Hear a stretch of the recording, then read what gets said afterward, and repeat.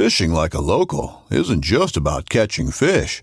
It's about connecting with the environment and the people who call it home.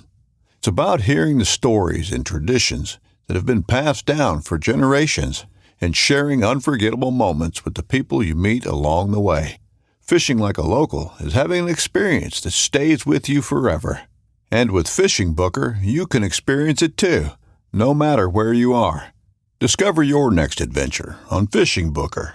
Midway USA brand product designers have one straightforward goal: develop high-quality, technically sound products and deliver them to customers at reasonable prices. If you are immersed in the shooting sports industry and pay close attention to every single detail, you know our products are built right and stand up to everyday use. Who has shooting mats and range bag systems to hunting clothing and just about everything for the outdoors? Log on and shop 24/7 with super fast shipping. MidwayUSA.com.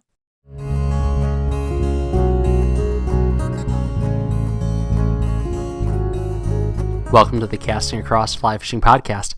I'm Matthew of CastingAcross.com, where I explore the quarry and culture of fly fishing. This is episode 171. You know what that means? This is CoronaCast, week 100. What in the world does that mean, and why am I talking about something that we don't want to talk about anymore? Well, for the simple reason that I realized today as I was kind of doing some website maintenance here and there, that 100 weeks ago, on March 20th, 2020, I recorded a podcast called CoronaCast Week 1. That was March 20th, and so that would have been right at the very beginning of the pandemic in 2020, and I called that CoronaCast Week 1. I did a couple other ones afterwards, and I didn't go back and listen to them, but I think it was kind of me saying, all right, how's this going to affect fly fishing? How's this going to affect writing about fly fishing and podcasting about fly fishing? But that was 100 weeks ago, and so today I'm not going to talk about the virus a lot. I'm not going to talk about the way that our country and our states and our municipalities have handled the pandemic.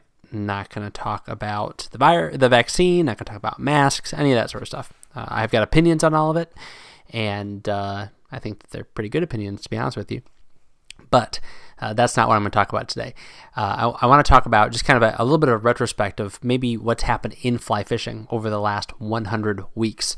I'm not sure exactly when a state of emergency or whatever it was declared, but for all intents and purposes, it's been about 2 years. It's been about 100 weeks. So I'm going to look back and talk a little bit about my observations and really paint it in a positive light. There are very good things that have happened in the last 100 weeks in environmental causes, in fly fishing, both just kind of culture-wide, as well as personally.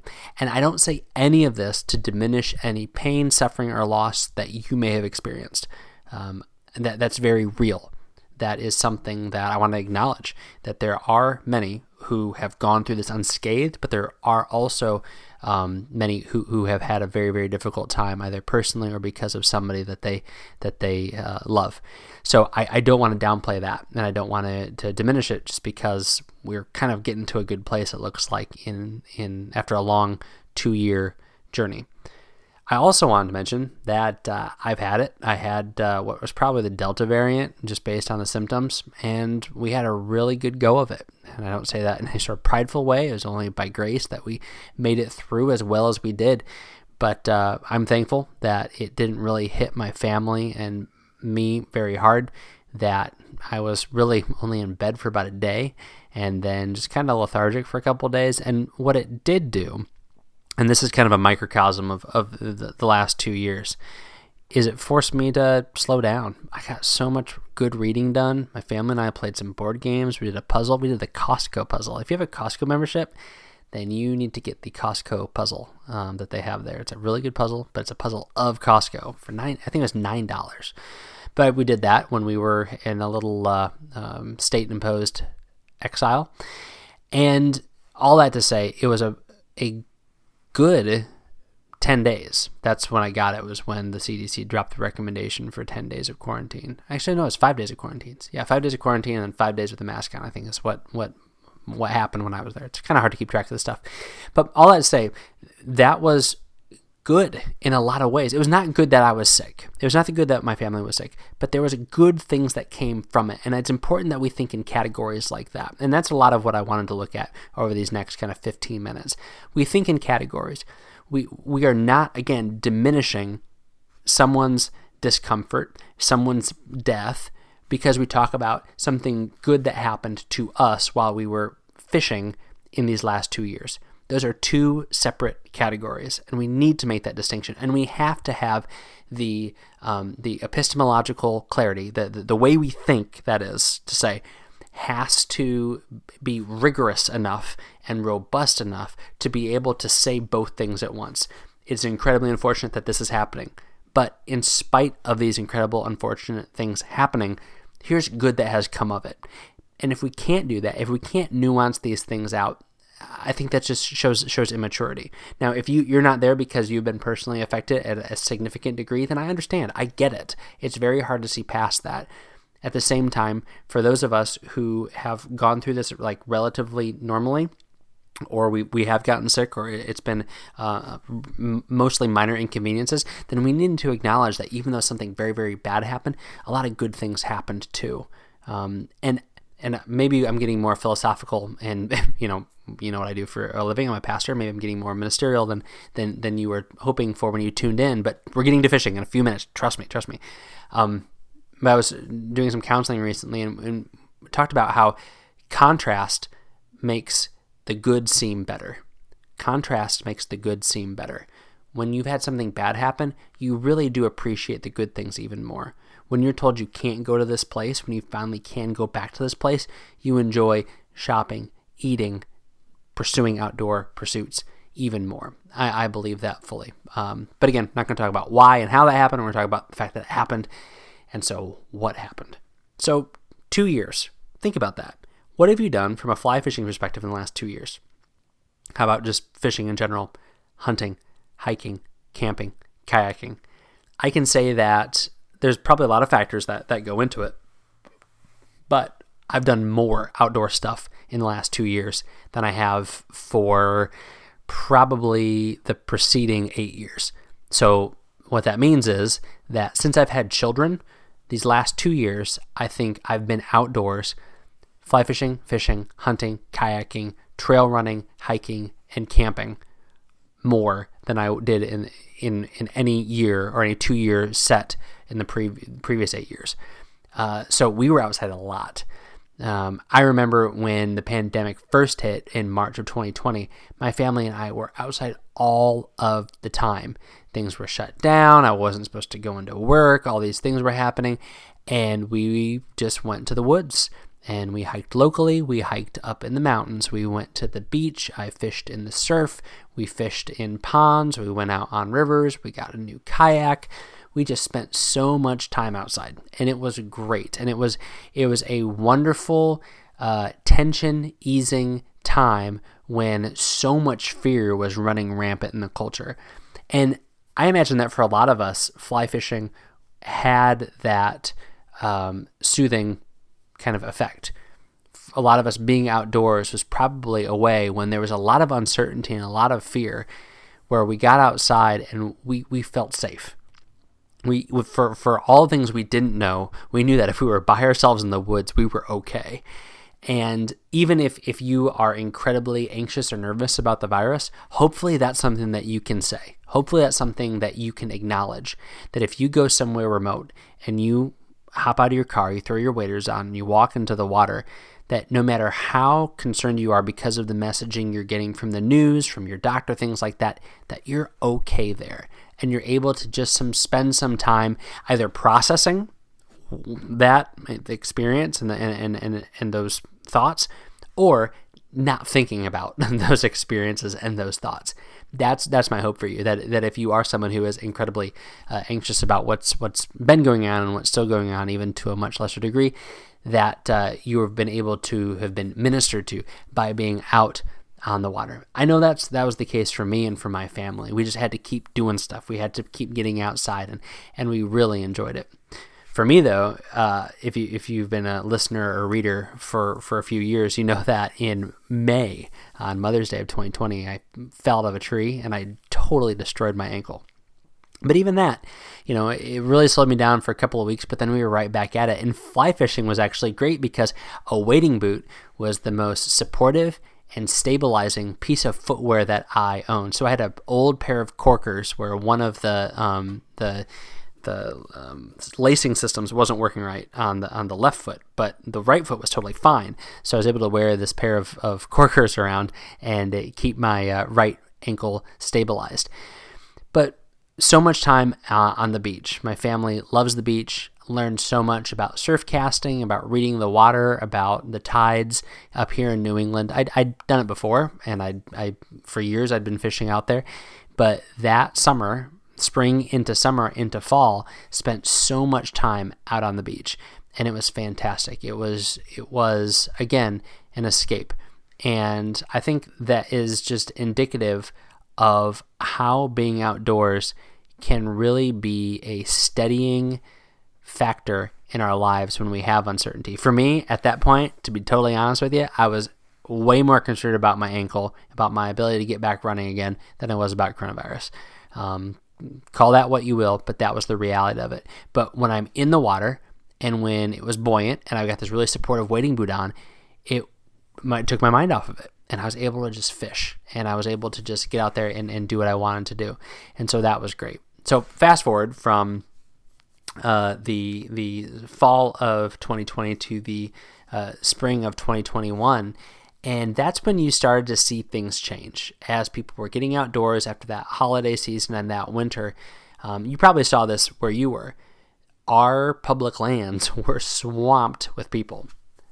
I know that a number of the major national parks, as well as some of the wildlife refuges and the national forests and other different public lands, had record-setting years in 2021 because people started to realize that was probably the safest place to be, was to be outside. But the interesting thing, and I can't say this with any sort of statistical certainty, but it seemed to me as if most folks were not from far away. So when I was up in New Hampshire, I was not seeing license plates from like Illinois or Mississippi. I was seeing lots of New England license plates, maybe some New York license plates. When I was down in Virginia, the same thing. I wasn't seeing anything from out west. It was people from Kentucky and West Virginia and Maryland and Virginia and North Carolina. So I think people still weren't traveling like capital T traveling, but they were getting out and they were getting outside. And I think that's one of the things that we have to remember as folks who consider ourselves avid outdoors people, that it is frustrating when you pull up to a parking lot and there's a lot of cars there. There was so many times up in White Mountain National Forest where I'd park where I wanted to park to go trail running or to go fishing, and it wasn't that the parking lot was full, is that the parking lot was full and there was cars spilling out onto the secondary highways. I mean, unless I was there at like 5:30 in the morning, and even then you'd show up wicked early, and then the people that were camping were taking up all of the parking spaces. It was unbelievable. The same thing in Virginia. I had to wait a number of times to get into certain parts of the Shenandoah, but I digress. As frustrating as that can be, and I am incredibly frustrated and get pretty antsy when I can tell that there's a number of other anglers at a spot that I wanted to fish. I think it's a good thing. As long as the resources are being stewarded well, as long as the governing authorities, whether it be the National Park Service or your local state, forestry resources, are managing things well and dealing with the increased crowds, I think we need to remember that's a good thing. It's good for us as anglers that there are other people pouring money as well as interest and awareness into the resources.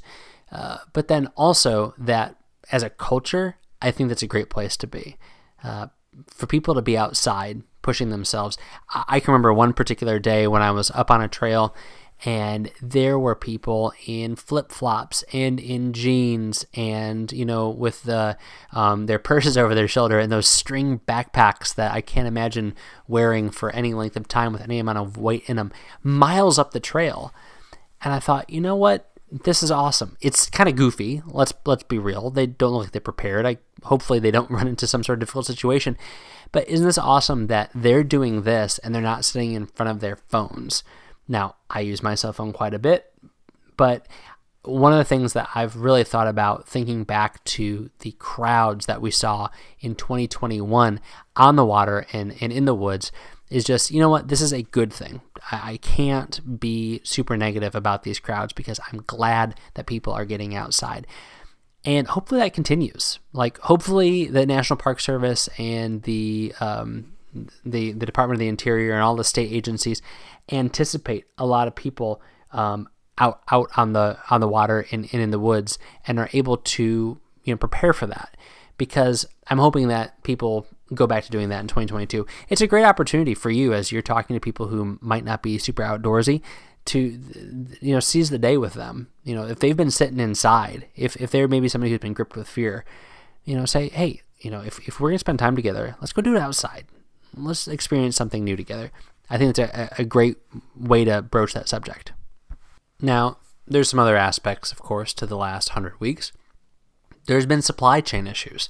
Again, don't want to get political on any of this by any stretch of the imagination, but it's something that we've had to deal with things that have been much more important than fly fishing, namely steel waterfowl shot. Am I right? But no, there's been serious supply chain issues that we've had to deal with, but it has trickled down into outdoor gear. Whether things are imported or components are imported, it has slowed things down.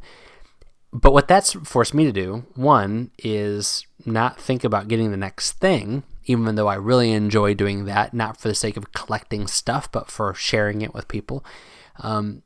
But it's forced me to look back and say, okay, well, what do I really use a lot?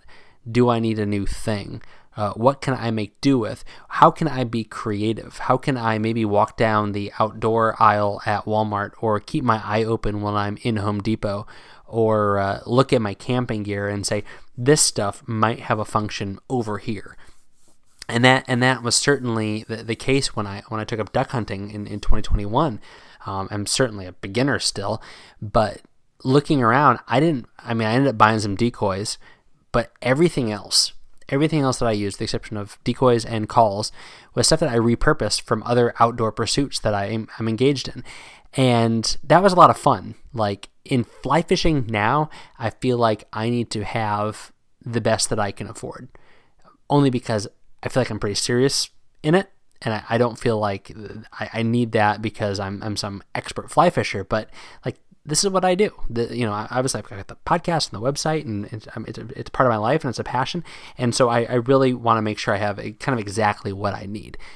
But with this duck hunting, because I couldn't just go out and buy stuff because a lot of stuff was not on the shelves, I just looked around and said, okay, how am I going to make this work? How can I use some of my deer hunting stuff that I have a lot of? How can I use all my fly fishing things that maybe something that's old that I can repurpose? What about my camping stuff? What about my toolbox? So that was really cool. So even though it was a disadvantage because of supply chain issues, it was a good opportunity for me to be flexible and to think outside the box. It was a lot of fun. Don't get me wrong. I'm pumped to find some duck hunting gear on sale in the next couple months.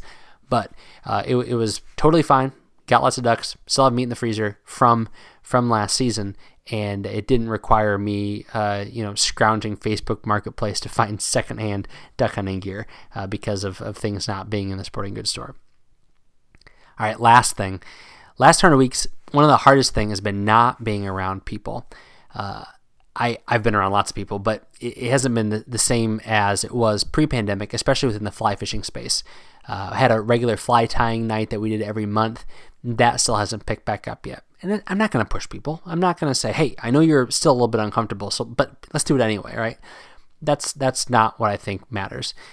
So that's been kind of a bummer. Obviously, last year there was no fly fishing expo show circuit, with the exception of the one show down in Texas and probably some other smaller local shows.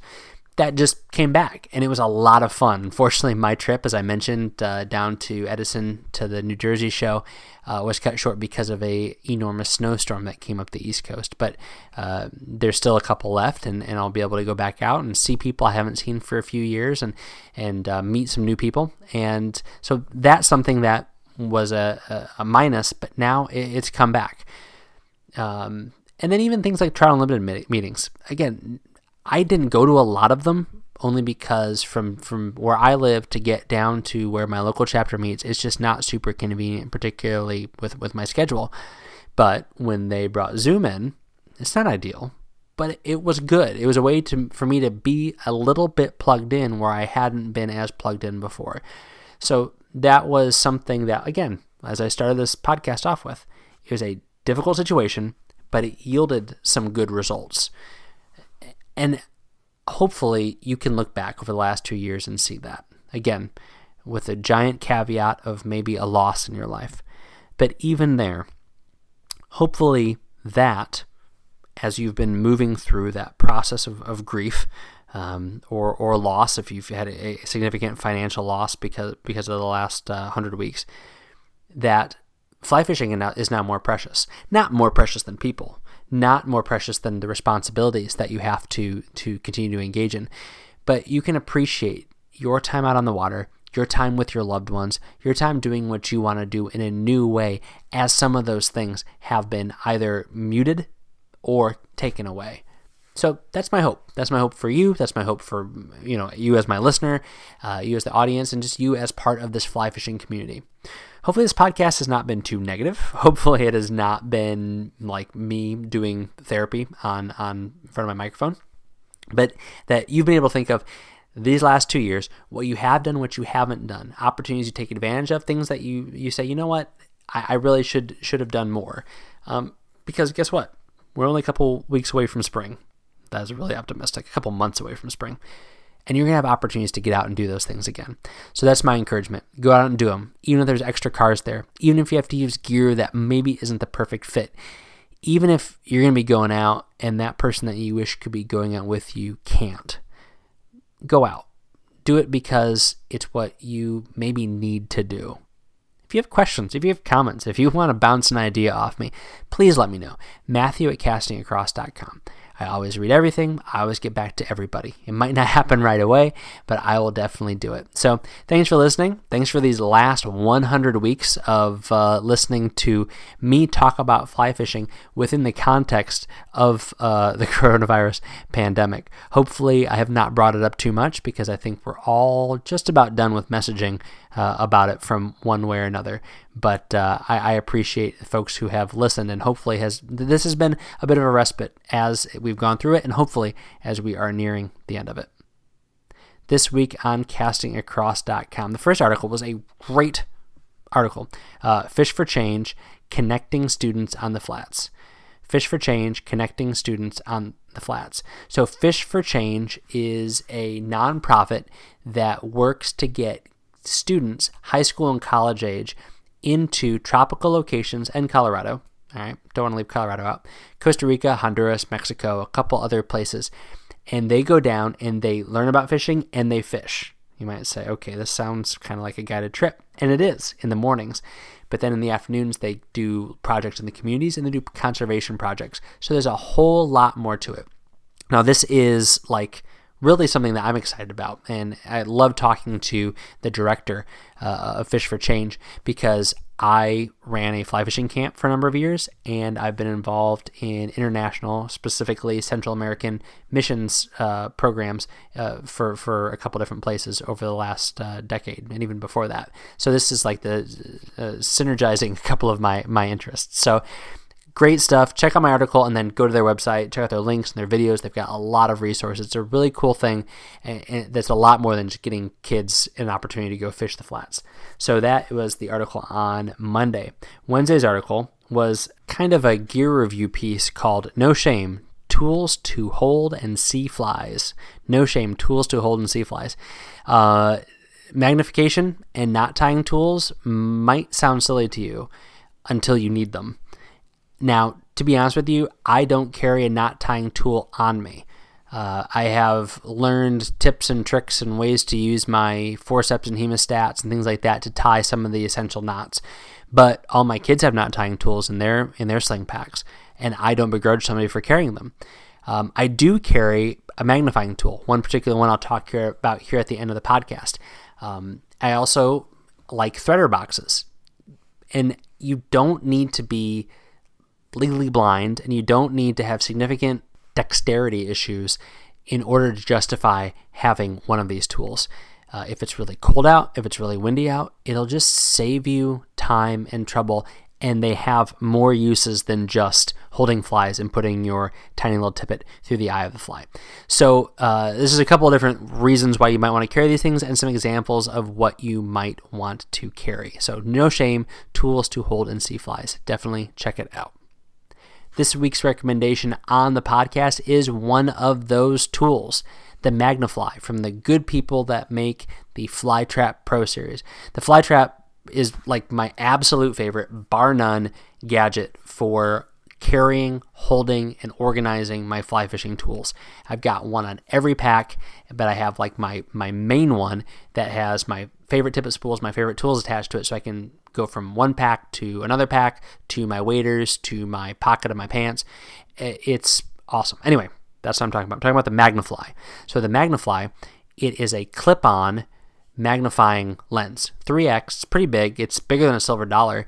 And there's two really, really strong magnets at the base of it. So I have decent eyesight.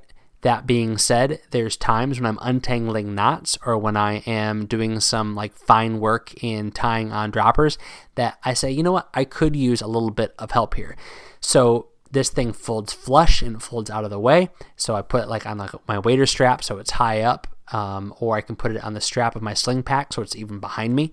And then it rotates and it swivels so you can position it exactly where you want it, get that 3x magnification. If you have eyesight issues at all or not, it just is a great little help. And again, totally unobtrusive, comes in at like $15, and it's just a great little tool. So again, the Magnifly, made by Artisan Anglers, the same folks that do the Flytrap Pro Series.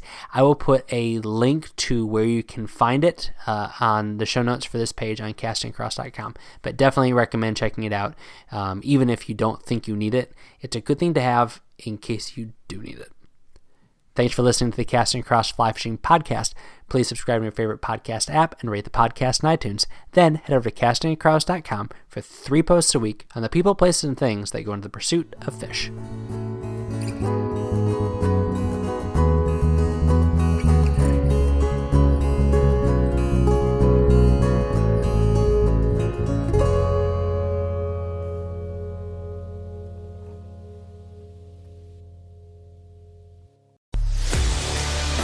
A life that has the stories to back it. A life to be proud of. It's a Winchester life. Yeah, baby. 6'8" Western. Oh, mule deer, baby, right there. Tune in every Tuesday at 7 p.m. Eastern on Waypoint TV. In Wild Country, rules were not created by man. Don't miss Wild Country, Wednesdays from 7 to 11 p.m. Eastern. Presented by Primos. Speak the language. Waypoint TV, the destination for outdoor entertainment.